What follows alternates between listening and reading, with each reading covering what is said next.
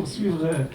Je tiens vraiment à remercier encore une fois l'ensemble des membres du bureau de la paix d'avoir choisi, et on l'avait dit tout à l'heure, il n'y a que des sujets originaux, hein, et on voit déjà le sujet d'hier, le sujet sociaux, qui étaient les mères prématurées ou mères précoces, qui a suscité beaucoup de discussions. L'année dernière, c'était la même chose, et tout à l'heure, il y avait des sujets aussi différents. Et là, je constate que le choix aussi de ce sujet, il est en phase avec ce qu'on avait dit. Donc, vraiment, je les félicite pour le choix de ces sujets-là. Et à première vue, quand on voit le poudre d'insectes dans les préparations infantiles, on est un peu... et certains, ils vont rapidement penser à la contamination. Mais on n'est pas dans cette logique-là. Ici, ça nous interpelle, la FAO aussi, hein, d'ici l'année 2050, il y aura beaucoup de problèmes avec 9 milliards et avec la sécheresse, 9 milliards d'habitants, la sécheresse, la raréfaction des zones agricoles, la viande qui va faire défaut, etc. Il y a même des experts aujourd'hui qui se projettent dans l'avenir et ils vont vers les protéines des insectes. Et les insectes apportent beaucoup de protéines, d'acides aminés et de vitamines. Et le pays le plus grand consommateur, c'est la Thaïlande, hein. Mais il y a aussi la Chine et le Japon, etc. Et donc, on est en train de... Déjà, l'EFSA au niveau européen, et déjà, il a autorisé les poudres d'un insecte. Peut-être, on n'est pas encore dans les préparations, mais c'est un sujet sur lequel on va être... tout à l'heure, on va... Alors, je passe la parole à Cyril Gragui qui va nous présenter l'oratrice. Oui, en complément de ce que dit notre professeur Saab-Kari, quand on parle de poudre d'insectes, comme j'ai discuté avec notre invité de Montpellier, on touche à beaucoup de domaines. On a une discussion de plus d'une demi-heure et on touche à tout ce qui est social. On touche à, même si c'est des petits insectes, on touche à tout ce qui est multinational. On touche pour le social parce qu'on dit que tous les insectes sont concernés, du cafard à l'araignée, à la punaise. Est-ce que au scarabée, à l'anophèle. Le scarabée, par exemple, bénéfique. Donc, c'est quel type de protéines? Et est-ce qu'on a, si on va au côté psychologique, est-ce que quand on dit il y a de la poudre d'insectes, et que même si c'est efficace et tout, le côté dégoût, est-ce que là, côté religieux, c'est tout un monde. Donc, on a demandé à notre oratrice de rester sur le côté scientifique pour ne pas trop mais en touchant un petit peu tous ces domaines-là. Et Madame Mariama Louali est ingénieure agroalimentaire. Elle est docteur en neurosciences et biologie moléculaire. Elle a plusieurs publications à son actif. Elle fait des rencontres avec les radios, les télévisions. Elle a été formée en France, au Maroc, au Canada. Elle s'est beaucoup intéressée aux troubles du comportement alimentaire, comme l'anorexie, la boulimie. Donc, je pense que c'est son domaine et elle ne peut que nous donner un apport assez clair pour qu'on puisse, soit on est pour les insectes, il faudra voir comment, soit on est contre, il faudra trouver une solution. Donc, ça dépendra comment on va aller vers les bonnes pratiques alimentaires, comme tout le monde essaie de... Donc je vais passer la parole à Madame Louali, qui est dans le privé. Donc comme je dis, on a un petit peu plaisanté, il y a sûrement des conflits d'intérêts. Donc il faudra chacun qu'il fasse un équilibre entre ce qui est, qu'est-ce qu'il y a, l'état des lieux, et ce qui est bon à prendre, on le prendra, et ce qui, Madame Loïc va nous aider à avoir une stratégie. Voilà, je passe la parole à Madame Loïc. Merci beaucoup. Salam alaikum. Bonsoir tout le monde. parmi vous aujourd'hui. J'aurais aimé être en présentiel avec vous dans ma 6e journée de pédiatrie organisée par l'association de pédiatrie, etc. Mais vu en fait que j'ai beaucoup d'engagement professionnel ici en France, donc ça m'a empêché de faire ce déplacement. Peut-être Inch'Allah l'année prochaine. Un remerciement particulier à Dr. Ghazali qui m'a donné cette opportunité d'être là et qui est une tâche très le fait de travailler, de traiter avec vous des sujets d'actualité, un sujet très récent. Et quand on dit en fait un sujet très récent, ça veut dire peu de publications scientifiques, peu de données scientifiques par rapport à cette nouvelle tendance, cette nouvelle alimentation. Donc le sujet, c'est concernant la poudre d'insectes pour les préparations inventives. On a quelques données que je ne vais pas faire aujourd'hui et je pense que le sujet, moi je trouve, se forme d'une grande question. Qu'on va trouver en fait, qu'on va essayer de trouver une réponse à la fin de cette présentation. Donc, avant de parler de cette nouvelle alimentation, j'aimerais bien commencer par l'alimentation du nourrisson et du jeune enfant. Je vais vous présenter des nouvelles données qui ont été publiées par l'Organisation mondiale de la santé en 2021, qui va dire que la nutrition est 45% de charge de morbidité enregistrée chez les enfants de moins de 5 ans. Parmi les enfants âgés de moins de 5 ans, 52 millions souffrent d'émaciation, 17 millions souffrent d'émaciation sévère et 156 millions présentent un retard de croissance, alors que 41 millions sont en surpoids ou obèses. Et là aussi, notez qu'il y a 40% environ de nourrissons de 0 à 6 mois sont exclusivement nourris au sein. Moi, je trouve que ce chiffre est un peu estimé. Je vais partager avec vous les données délivrées par le ministère de la Santé au Maroc. Vous allez voir que vraiment, ce chiffre-là, quand je l'ai vu, je dis que c'est alors, plus de 820 000 vies d'enfants de moins de 5 ans pourraient être sauvées chaque année si tous les enfants de 0 à 23 mois étaient nourris au sein de manière optimale. On va parler de la nutrition aussi optimale. L'allaitement maternel améliore le quotient intellectuel, la fréquentation scolaire et associe un revenu plus élevé dans la vie adulte. Alors, si on fait un petit résumé, l'OMS encourage tout simplement l'allaitement maternel pour améliorer le développement de l'enfant et réduire les coûts de la santé grâce à cette pratique qui génère des gains économiques pour les familles et aussi au niveau national. La diapo suivante. La nutrition de l'enfant est un des facteurs les plus déterminants sur sa santé et son développement. Et d'ailleurs, vous les pédiatres considèrent que la nutrition des 1000 premiers jours de la conception jusqu'aux 24 mois de l'enfant comme étant cruciale pour la croissance du nourrisson, mais aussi pour sa santé d'adulte. L'OMS conseille une nutrition équilibrée au lait maternel pendant les 6 premiers mois de cette alimentation maternelle impacte favorablement les dépenses naturelles, la croissance et s'adapte aux besoins nutritionnels évolutifs de l'enfant. Donc, pour atteindre ces objectifs cités par l'OMS, il faut bien sûr avoir une nutrition optimale. La diapo suivante.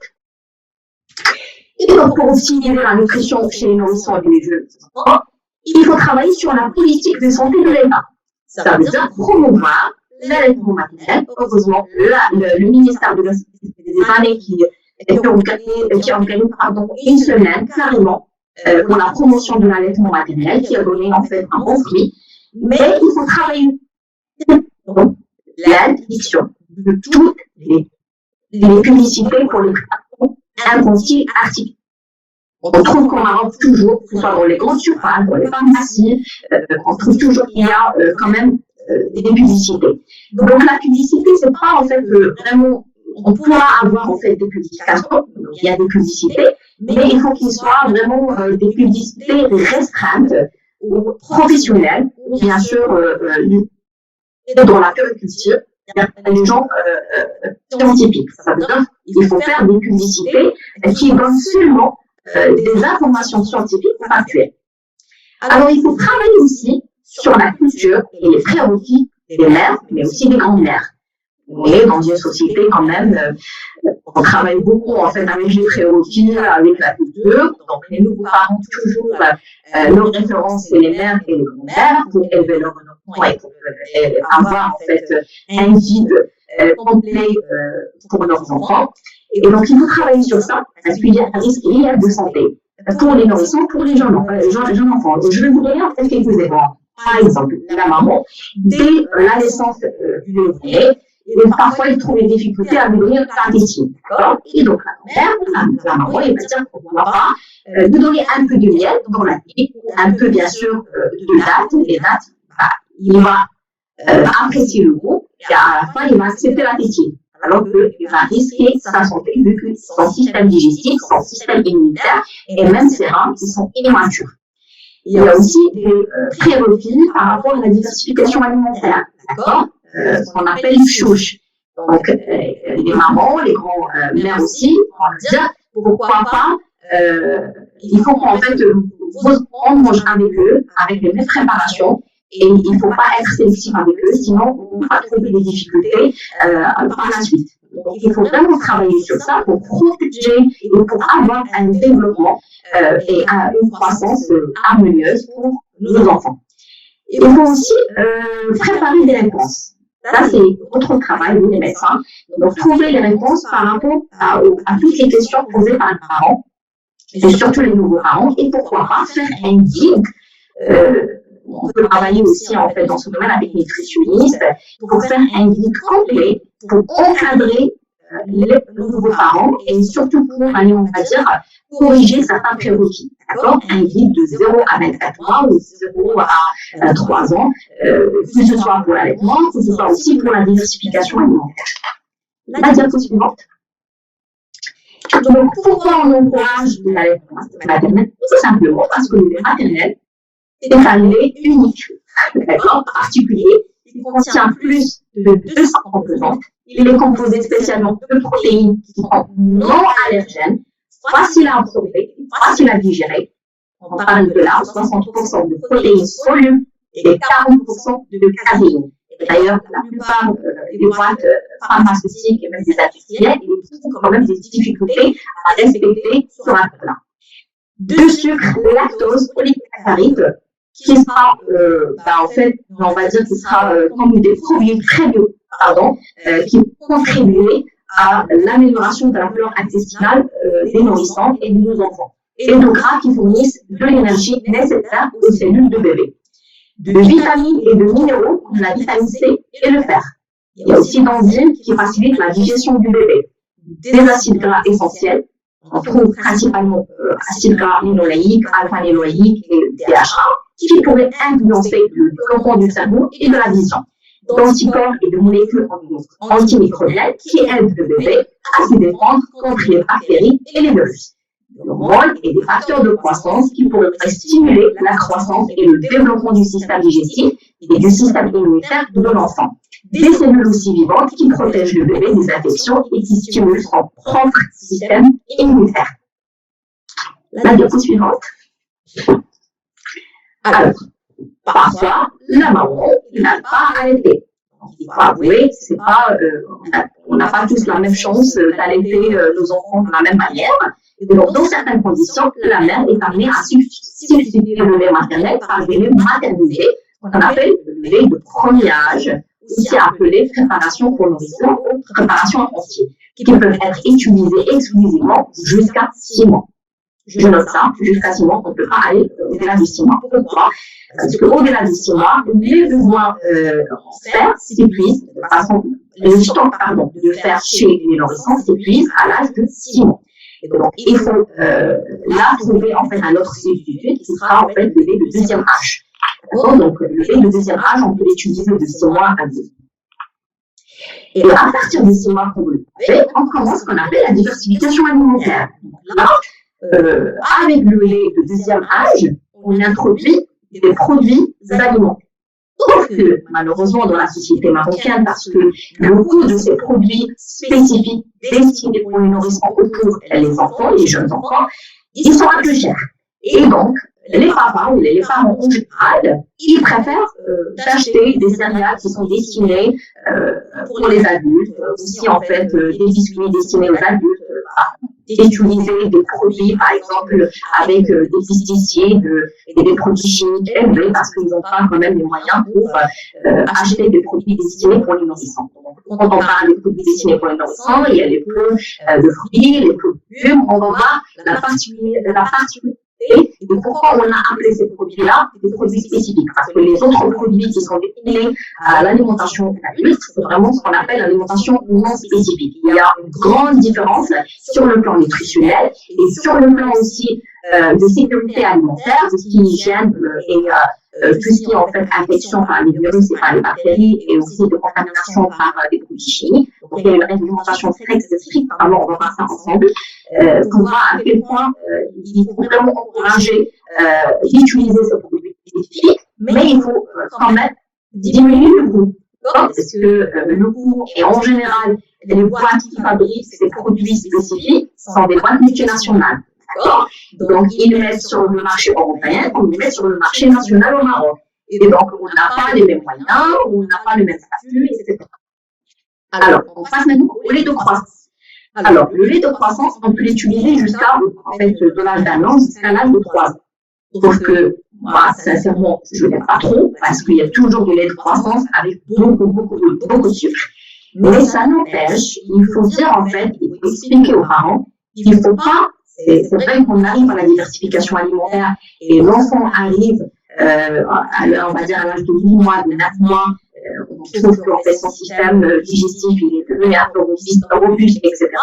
Mais ça n'empêche qu'il ne faut pas utiliser le lait de vache. Le lait de vache, vraiment c'est interdit pour l'alimentation des nourrissons jusqu'à l'âge d'un an. D'accord? Parce qu'il y a beaucoup de protéines qui sont moins digestes et il y a moins aussi des nutriments qui sont nécessaires pour le développement des nourrissons et des jeunes enfants.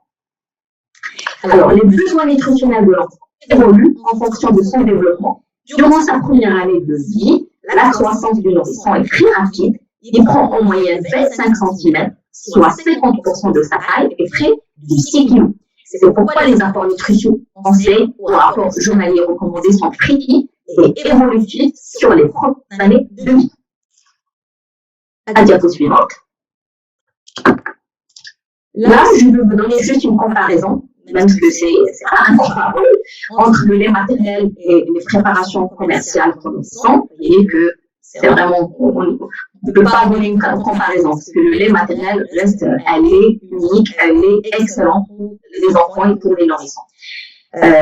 Certains composants du lait humain ne peuvent pas être imités et ne se retrouvent donc pas. C'est le cas des anticorps, des enzymes, des hormones, des facteurs de croissance et des cellules vivantes. Donc, même l'industriel fait beaucoup d'efforts en ce qui concerne le développement et la recherche pour avoir une bonne formule, mais ça n'arrive jamais à retrouver la même formule de lait maternel.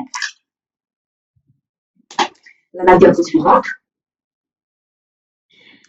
Alors, dans quel cas, on conseille bien sûr le lait artificiel et les indications. Soit parce que la maman arrive à la fin du congé de maternité, et c'est vrai que maintenant il y a des méthodes.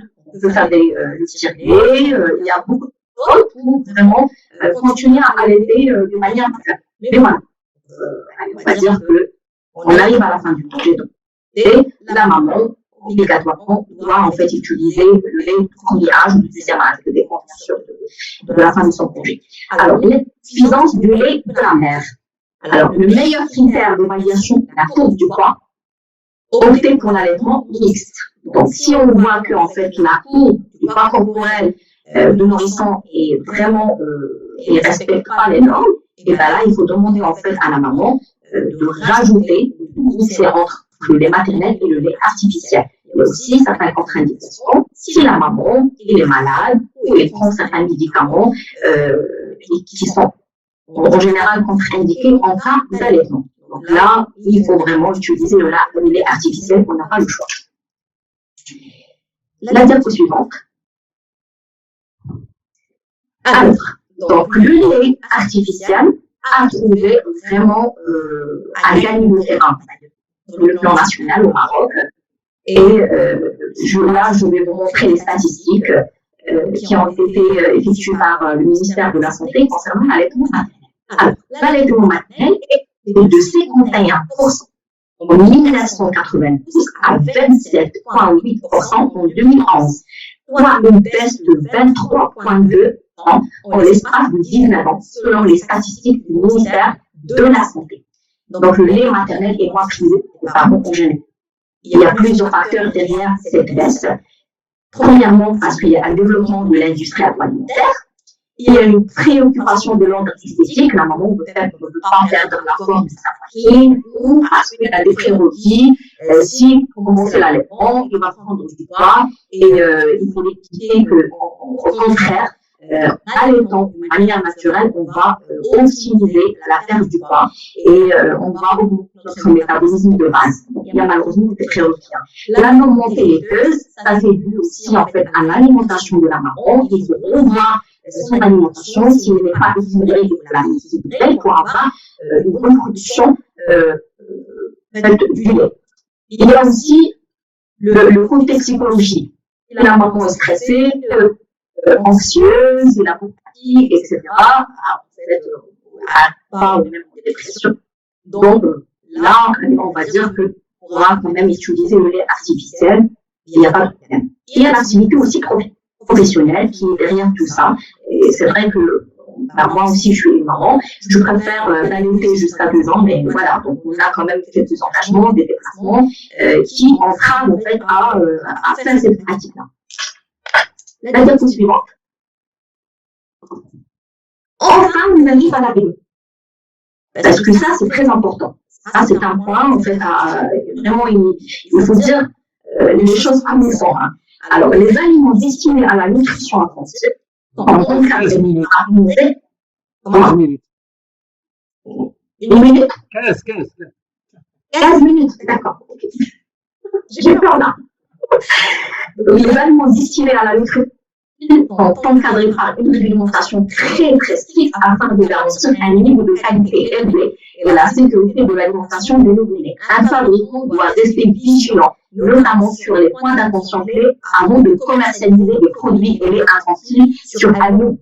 De toute façon, les aliments de l'enfant, les aliments infantiles ou les préparations infantiles sont régis par le règlement de l'Union européenne 2013-609. Et d'ailleurs, on suit la même réglementation au Maroc. Alors, c'est vrai qu'il y a une réglementation très stricte, mais il faut voir l'autre côté. Parce que les IEL, et même les spécialistes, et ils sont toujours dans le développement. Ils sont toujours dans l'écoute, bien sûr, pour le besoin du marché. Ils essayent toujours de faire formules pour répondre à un objectif particulier. On va voir quels sont les objectifs. Et donc, avec cette réglementation-là, malheureusement, cette réglementation retarde un peu le développement dans ce domaine-là. Et c'est pour ça qu'on voit plus de produits sur le marché et ces produits-là, ils sont trop chers. Alors, donc, pourquoi on veut en fait développer des nouvelles formules? Parce que si on parle du lait en général, que ce soit de couillage ou de tirage, ok, la formule est claire, maintenant, il est même contrôlé, c'est facile. Mais il y a aussi certaines particularités.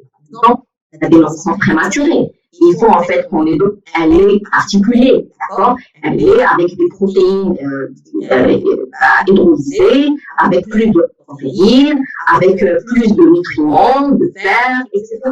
Il y a aussi en fait, il y a le problème de la santé intestinale. D'accord? Là, il faut vraiment faire des formules, allez, on va dire, plus digestes, riches en probiotiques.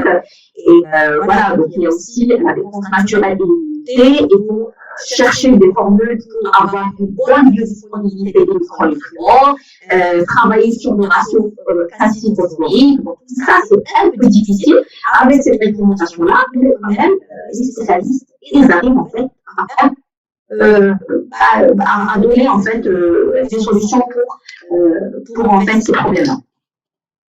Alors, on arrive là, on a parlé de la réglementation par rapport au lait, et là on arrive à la réglementation par rapport aux produits destinés aux enfants. C'est-à-dire, suite à la diversification alimentaire, on peut commencer à utiliser ces produits-là. Alors, les petits pots pour les bébés sont soumis à la réglementation des animaux. Quand je dis des petits pots, que ce soit des pots, des compotes de fruits ou des pots d'une soupe.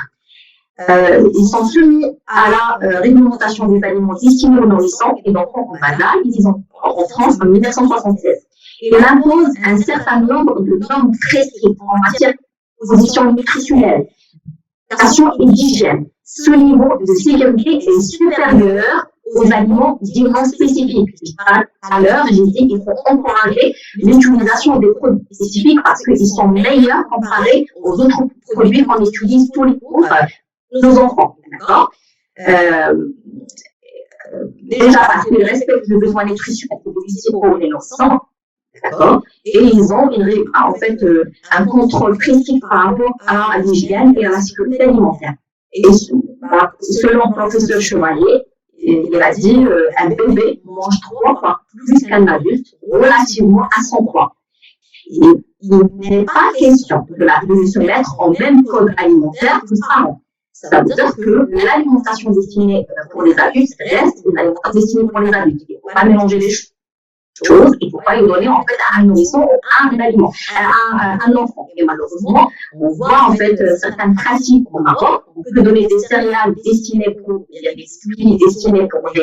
adultes à un enfant au bas âge. Alors pourquoi cette réglementation? Elle garantit quoi? Elle garantit une composition nutritionnelle optimale. Les formulations sont élaborées avec des experts nutritionnistes et des pédiatres, tant pour la qualité nutritionnelle que pour la saveur et la texture. Une concentration en pesticides, nitrates et en métaux ne dépasse pas les normes de l'agriculture biologique. L'interdiction d'utiliser certains pesticides dans les cultures et pour les autres se résidue dans les produits jusqu'à 500 fois plus stricts que pour les aliments courants. Une surveillance des contaminants microbiologiques après stérilisation ou pasteurisation, par exemple, 10 contrôles pour la listériose versus 1 pour les aliments courants. Même l'emballage a son importance pour les produits infantiles. Certains phthalates sont interdits car ils sont identifiés comme perturbateurs endocriniens. La restriction de l'utilisation des additifs, 53 au lieu de 400 dans les produits alimentaires industriels classiques. La non-utilisation des conservateurs, des colorants et des édulcorants et des arômes artificiels. Ça, c'est un avantage pour les produits spécifiques.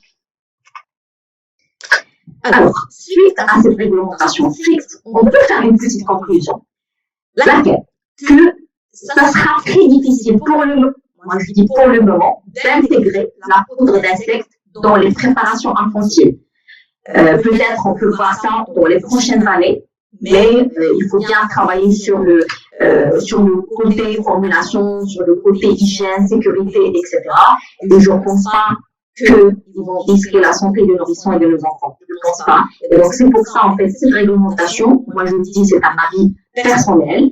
Et moi, j'ai déjà parlé avec des experts dans le domaine aussi, et ils m'ont dit que ça sera très difficile d'intégrer la poudre d'insectes pour les préparations infantiles. Ça ne veut pas dire ça, c'est dans l'Union européenne. Ça ne veut pas dire qu'il n'existe pas des produits ou bien des préparations infantiles avec la poudre d'insectes. Ça existe. Et c'est commercialisé même dans les pays d'Afrique. Il y avait une étude en 2016.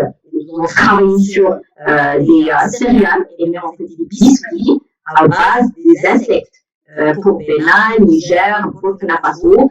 Et c'est bon, c'est accrédité, c'est commercialisé. Mais ces produits-là sont destinés pour lutter contre la dénutrition. D'accord?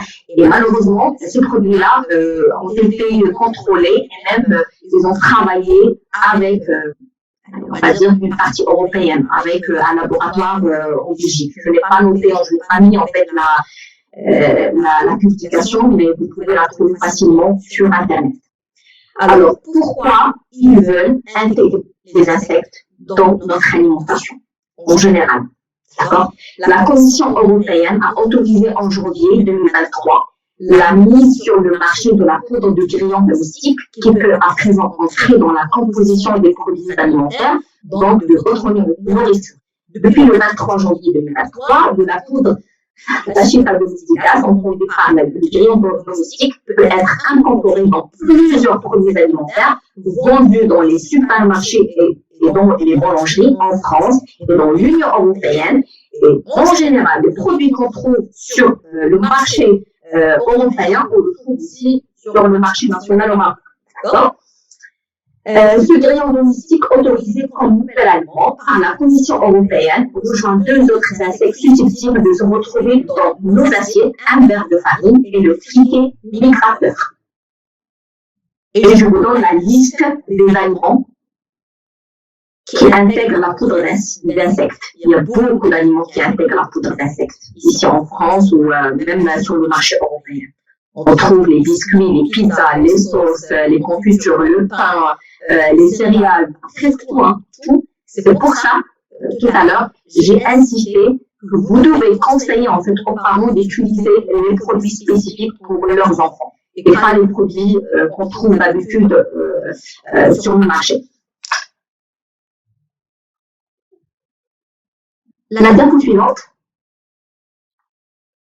La quantité d'insectes dans la composition d'un aliment, ça c'est une question qui a été posée et heureusement ils ont répondu, n'est pas clairement définie, mais varie suivant le type d'aliment. Pas plus de 2% dans les pains pour le moment, 3% dans les barres de céréales ou 5% dans les steaks végétaux, selon l'Observatoire des aliments.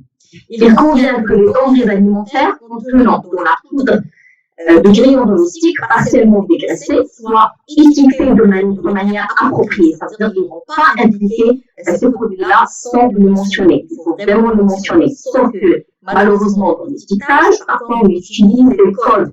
Et pour décortiquer ces codes, il faut être professionnel dans le domaine. C'est ça, en fait, le problème. D'autant que la consommation de cette poudre, si elle est assurée sans danger, alors ils disent qu'ils sont danger, mais on verra ce que les études ont montré, pourrait provoquer d'éventuelles allergies. Donc, dans le cas du grillon domestique, l'étiquette portera la mention suivante, dégraissé, assure food wash. Encore faudra-t-il lire la composition du produit qui nécessite souvent d'avoir une bonne vue, et ce qui sera un peu plus difficile si vous êtes au restaurant ou dans une boulangerie. La diapo suivante. Mais ce sujet-là, c'est pas un nouveau sujet parce que les insectes en mangent déjà. Même en Maroc, on mange déjà. Il y a des aliments qui contiennent aussi des insectes. Alors, il faut savoir qu'il y a des produits lactés, certains produits lactés, et il y a même la confiserie, tout ce qui est bonbons, gâteaux, etc. On trouve déjà, ça fait longtemps qu'on consomme ça, mais sous un code, parce qu'ils n'écrivent pas comment on fait un insecte, ils écrivent un code. Et donc, ce code-là, c'est E120. Alors, E120, ils l'utilisent comme colorant, d'accord? Mais extrait à partir d'un insecte. Okay. Donc, le E120, on le trouve dans plusieurs produits, et malheureusement, ces produits-là sont consommés par les enfants. Donc, dans les gâteaux, il y a la confiture, on le trouve aussi, en fait, dans les produits, malheureusement, les produits laitiers et les produits lactés. Alors, chacun de nous consomme environ 500 grammes d'insectes par an, selon l'Agence nationale de sécurité sanitaire de l'alimentation. Déjà, on consomme 500 grammes d'insectes par an.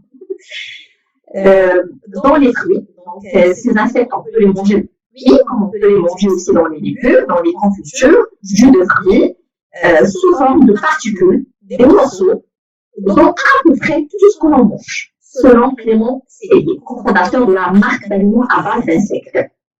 Sans oublier le colorant en 100 grammes, dont j'ai parlé tout à l'heure, présent dans de nombreux aliments, poissons, gâteaux, etc., fabriqués à partir de larves cochenillées broyées.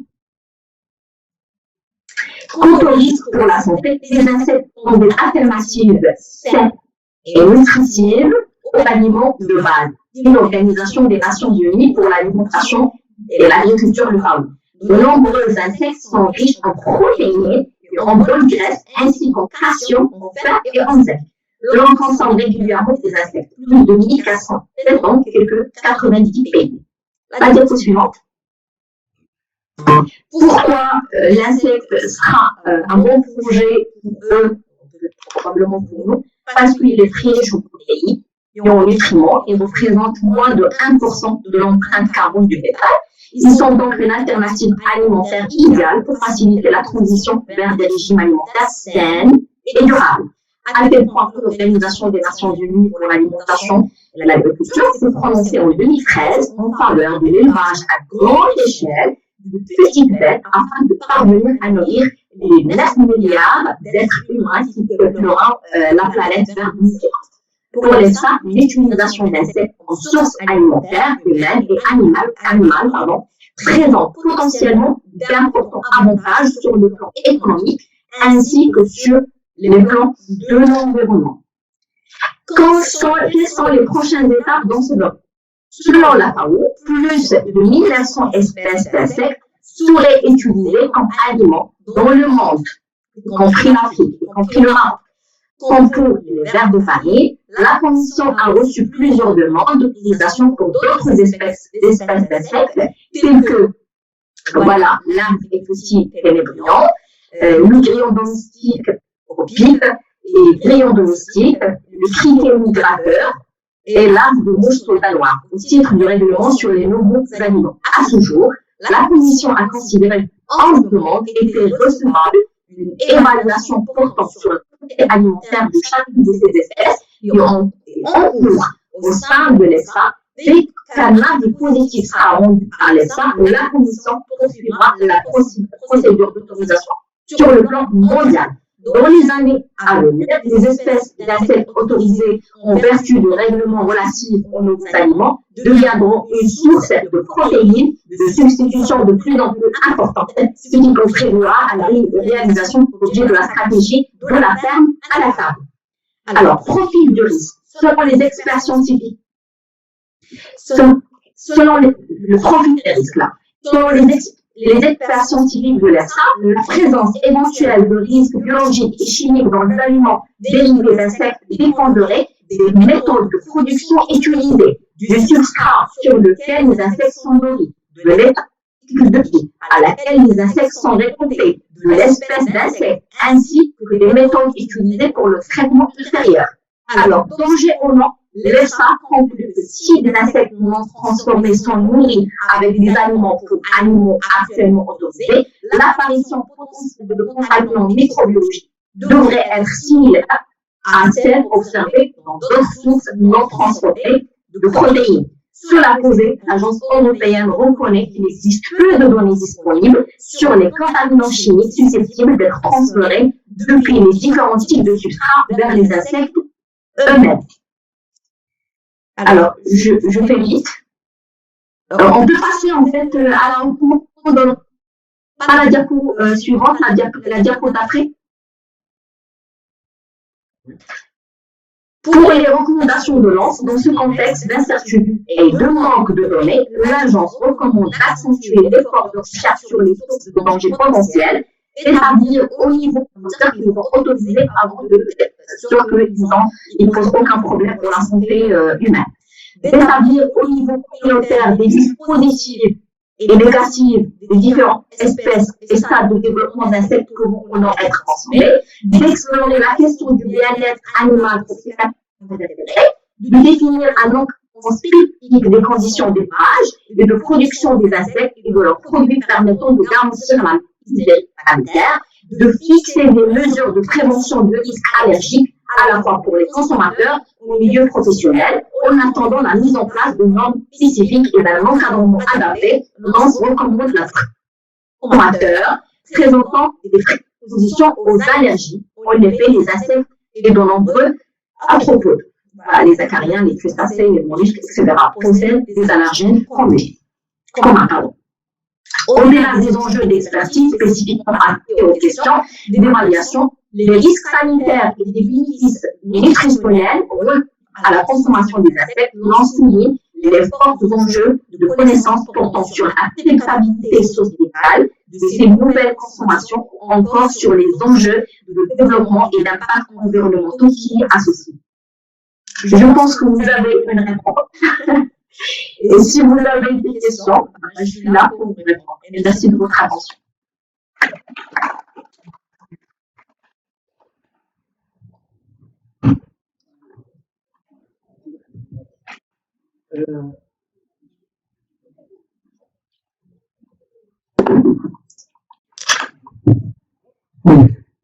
أخي دكتور قراقي طلب مني رأي الدين في هذه الحادثة في هذا الشيء، وكان بودنا أن يحضر معنا الأستاذ زهير رجل الدين لإدلائه برأي الشريعة في هذا الميدان، وتحدثت معه ولقى لي سمعته مندوح بعض النقط.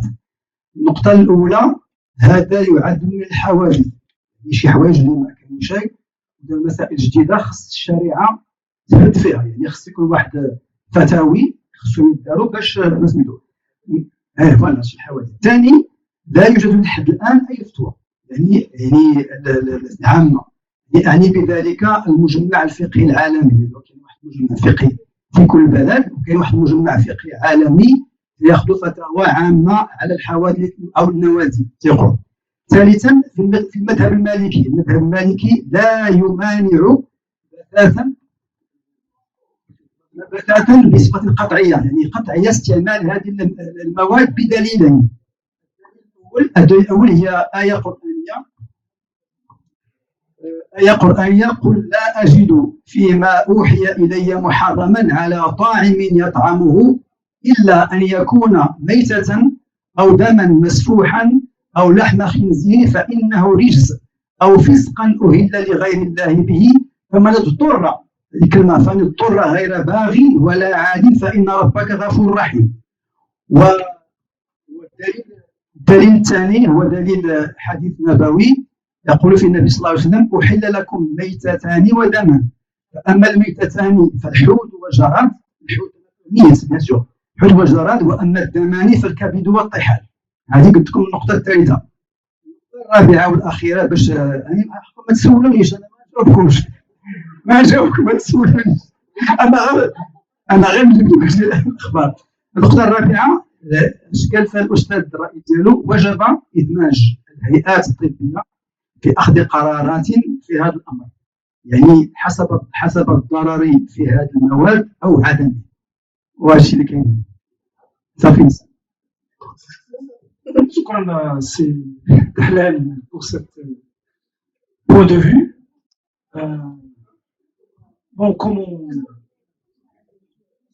deux questions sans commentaire, c'est ça?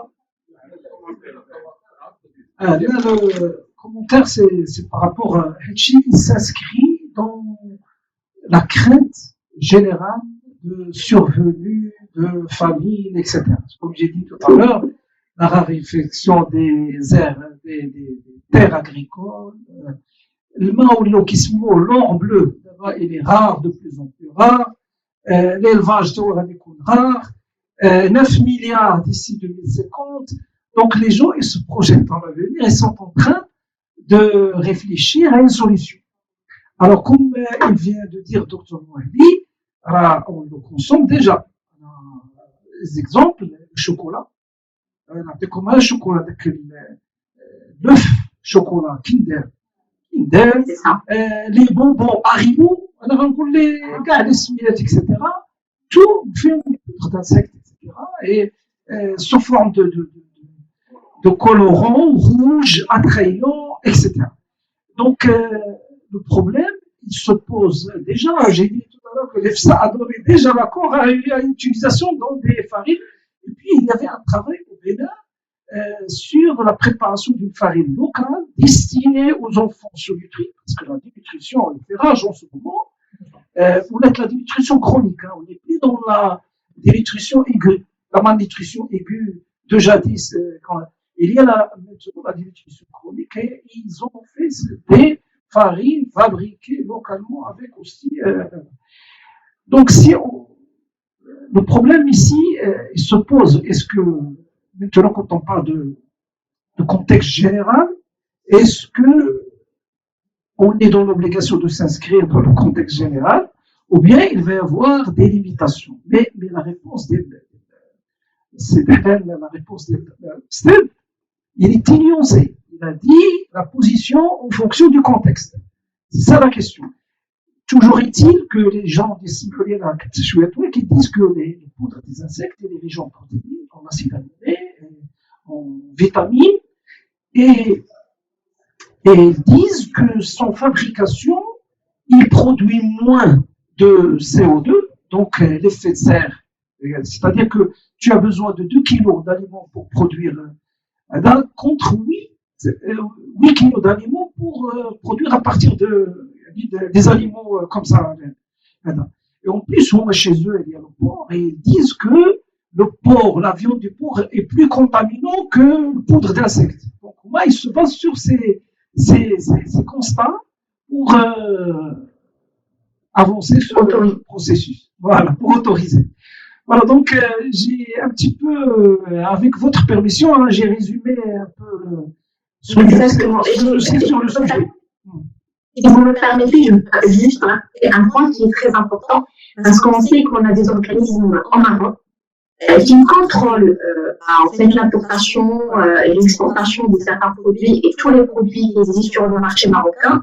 Mais déjà, j'ai travaillé en fait avec cet organisme. Le problème qu'on a actuellement au Maroc, surtout dans le domaine agroalimentaire et le domaine alimentaire, c'est la réglementation. Malheureusement, on n'a pas une réglementation marocaine. D'accord? Donc, si on veut, allez, on va dire, parce que eux, ils sont toujours en train de travailler sur l'acceptabilité de ces produits dans leur société. Et donc, nous, il faut qu'on travaille aussi en parallèle. Parce que peut-être, le lendemain, on va avoir les produits des supermarchés. Donc, c'est pour ça qu'il faut avoir une réglementation déjà marocaine qui impose certains critères, soit d'accepter ou refuser certains produits pour éviter tout ça. En fait, allez, on va dire tous ces problèmes de cette nouvelle alimentation. Pour la réglementation, donc là, il faut vraiment avoir des experts de plusieurs domaines qui vont qui vont contribuer à établir cette réglementation. D'ailleurs, depuis 2011, quand j'étais moi étudiant en cycle d'ingénieur, il faut qu'ils fassent une réglementation marocaine, de la réglementation européenne.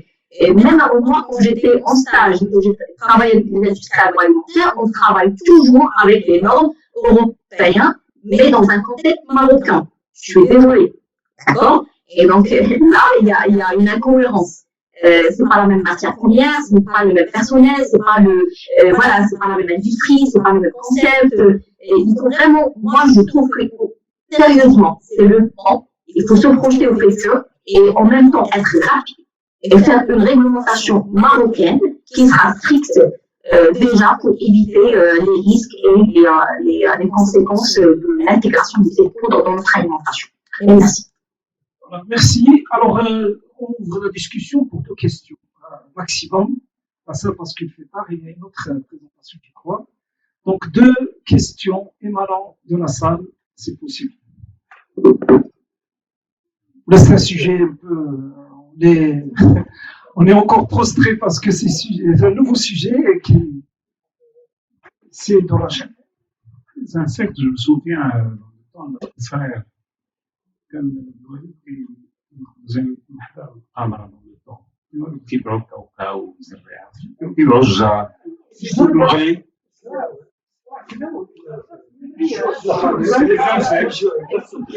C'est des insectes. justement اعتمدوا المغاربه على الفقه المالكي وحل لنا ميتتان وسمت ودما الجراد والحوت justement كان حلال اعتمدوا على الحلال يا ما الجوع كلاو توسكي اليمون سي لي انسيكت الجراد وكانت هذيك لاليمون اللي كيحفروا عليه يرني ماشي الارني هذيك اشباح يرني دونك لا المش سوفاج لا tout ce qui devient sauvage voilà وكان كيرقص ولا سوفاج مسخلي كيقول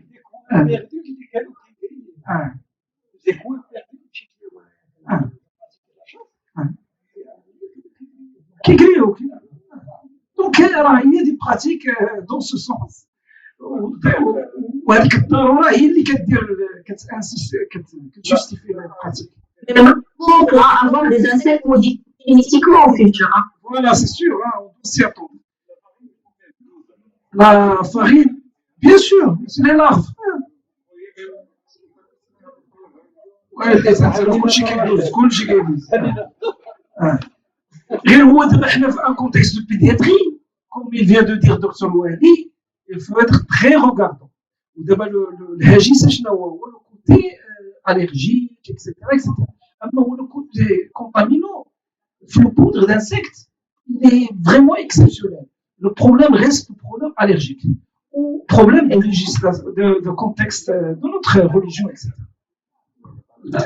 Oui, non, parce que la poudre d'insectes ou à base d'insectes, ils sont déjà commercialisés dans les pays asiatiques et même dans l'Afrique, mais parce que cette population-là a l'habitude de manger des insectes.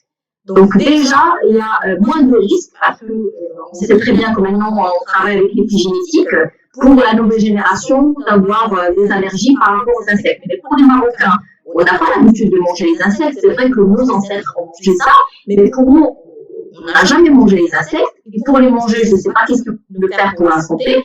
Et on verra s'ils vont impacter la santé de nouvelle génération. Rapidement, Il faudrait pas. l'exemple est illustré en matière d'allergie alimentaire. Par exemple, si on voit l'allergie alimentaire aux arachides au Maroc, ça ne constitue pas un problème, contrairement à l'Europe. Et là, c'est nos habitudes alimentaires. Cacao, il est partout. Donc, il y a une sorte de désensibilisation. C'est pour ça que ces pays asiatiques ne vont pas être aussi allergiques que nous, par exemple. Voilà. Donc, on vient à la fin, il ne faut pas dramatiser, il faut attendre les études, il faut attendre ce qui va venir et ne pas banaliser ce genre d'alimentation, l'effet et l'avenir de nos enfants. Voilà, on vous remercie beaucoup, Madame Elise, c'est très gentil. On vous demande la permission d'imprimer votre exposé et de le donner à ceux qui en ont besoin. D'accord. Et aussi, on met la vidéo dans YouTube, dans notre. Est-ce que. Pas de problème. Merci beaucoup. Merci beaucoup. Bonne continuation, bon courage. Au revoir. Vous pouvez couper. Au revoir. Ok, merci. Au revoir.